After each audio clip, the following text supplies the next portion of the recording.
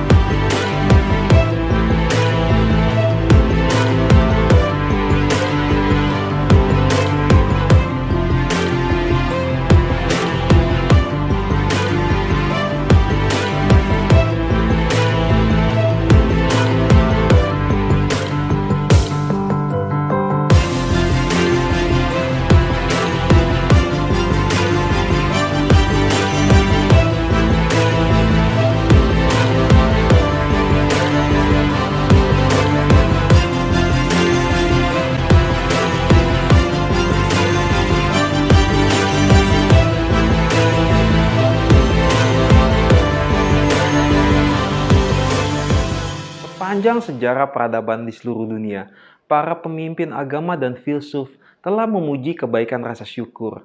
Beberapa bahkan menggambarkan rasa syukur sebagai perkat sosial yang dapat memperkuat hubungan antar teman, keluarga, dan pasangan romantis sekalipun. Sekaligus rasa syukur berfungsi sebagai tulang punggung masyarakat manusia. Selama 2 dekade terakhir, para ilmuwan telah mengambil langkah besar untuk memahami akar biologis rasa syukur, berbagai manfaat yang menyertainya, dan bagaimana menumbuhkannya dalam kehidupan sehari-hari. Yayasan John Templeton yang telah mendanai lusinan studi semacam itu, baru-baru ini mereka mempelajari tentang ilmu syukur yang belum terjawab.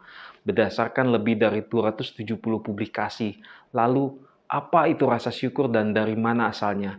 Kebanyakan orang memiliki pemahaman naluriah tentang apa itu syukur, tetapi sangat sulit untuk mendefinisikannya. Apakah bentuknya seperti emosi, sebuah kebajikankah, perilakukah? Syukur dapat berarti hal yang berbeda bagi orang yang berbeda dan dalam konteks yang berbeda pula. Robert Emmons dan Michael McCulloch mendefinisikan rasa syukur sebagai proses yang terdiri dari 2 langkah, yaitu yang pertama, menyadari bahwa seseorang telah memperoleh hasil yang positif, dan yang kedua, menyadari bahwa ada sumber eksternal untuk hasil yang positif ini. Sementara, sebagian besar manfaat positif ini datang dari orang lain. Orang juga dapat mengalami rasa syukur kepada Tuhan, takdir, alam, dan lain-lain. Lalu, berbagai penelitian menunjukkan hubungan unsur religiusitas dan rasa syukur. Mungkin ada hubungan antara keduanya.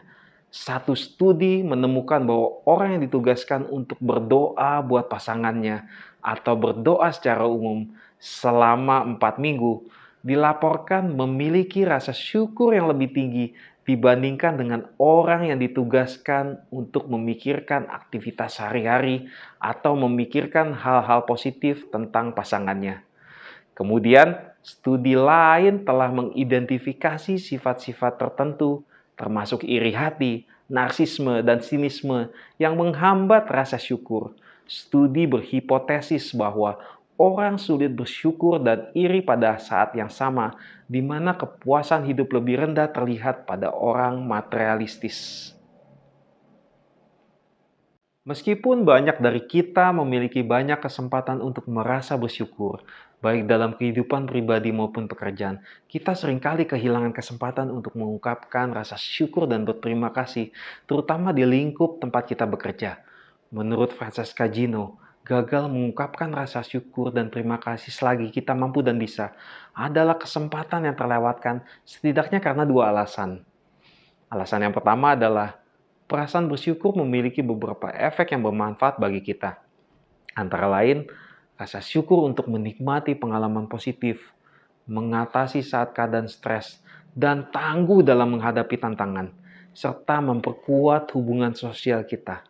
Penelitian psikologis telah menunjukkan bahwa menulis surat ucapan terima kasih seminggu sekali selama periode 6 minggu akan menghasilkan kepuasan hidup yang lebih besar dibandingkan dengan hanya merekam peristiwa-peristiwa kehidupan biasa.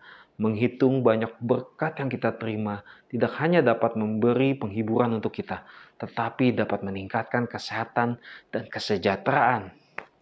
Dalam serangkaian studi terkenal, psikolog Robert Emmons dan Michael McCulloch meminta kepada peserta untuk membuat sebuah jurnal mingguan selama 10 minggu.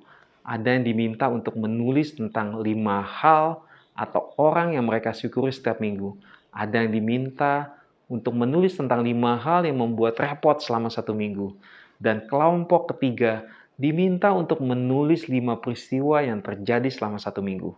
Peserta diminta untuk membuat daftar mengenai hal-hal yang membuat mereka repot, termasuk hal-hal seperti kesulitan menemukan tempat parkir kendaraan, menghabiskan uang yang mereka miliki dengan cepat, serta kerepotan sampai pada waktu mereka memasak makanan sekalipun. Mereka yang mencatat berkat menyebutkan pengalaman seperti kemurahan hati teman-teman mereka, mempelajari sesuatu yang menarik, dan mereka bercerita tentang matahari yang terbenam di balik awan.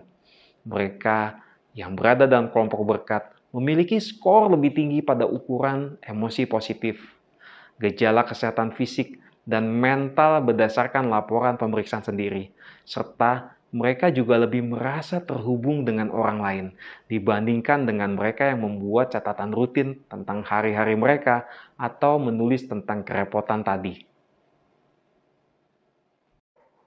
Alasan kedua mengapa kita harus berhenti sejenak dan mengungkapkan rasa syukur dengan berterima kasih adalah ketika kita mengungkapkan rasa terima kasih yang sederhana pun dapat memiliki efek yang kuat dan bertahan lama bagi mereka yang menerimanya. Dalam penelitiannya, Gino dan Grant menemukan bahwa ekspresi rasa terima kasih meningkatkan perilaku prososial dengan membuat orang merasa dihargai secara sosial. Dalam satu studi diadakan dengan beberapa peserta yang diminta untuk melakukan editing sebuah cover letter siswa, ada 2 pesan yang disampaikan oleh 2 rangkaian siswa. Yang rangkaian siswa pertama memberitahu bahwa siswa telah menerima umpan balik dari cover letter yang sudah diedit tersebut, dan yang rangkaian siswa kedua memberitahu bahwa siswa telah menerima umpan balik dari cover letter yang sudah diedit tersebut, lalu disematkan kata terima kasih banyak.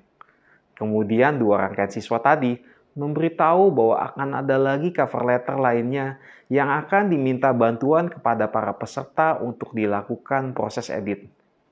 Jauh setelah percobaan berakhir dan peserta sudah tidak memiliki insentif apa-apa lagi untuk membantu, di antara mereka diberikan ucapan terima kasih bahwa ternyata 66% bersedia memberikan bantuan lebih lanjut dibandingkan yang 32% yang tidak diberikan ucapan terima kasih.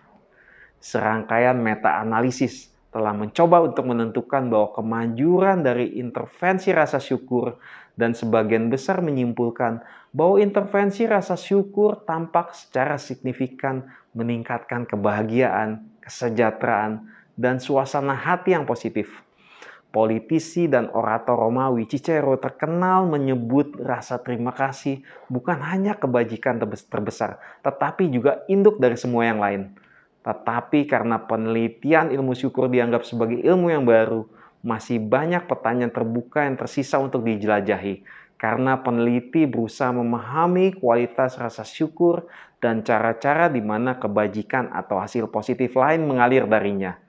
Jadi, beberapa fakta yang diangkat melalui sebuah studi penelitian lebih meneguhkan kepada kita tentang arti lebih sering untuk bersyukur dan berterima kasih atas apa yang kita dapatkan saat ini. Apalagi dikaitkan dengan pekerjaan kita, bahwa rasa syukur dapat membantu kita melakukan pekerjaan lebih efektif, merasa puas di tempat kerja, ringan tangan untuk membantu, serta menghormati sesama rekan kerja. Terima kasih dan sukses selalu untuk kita semua. Semangat!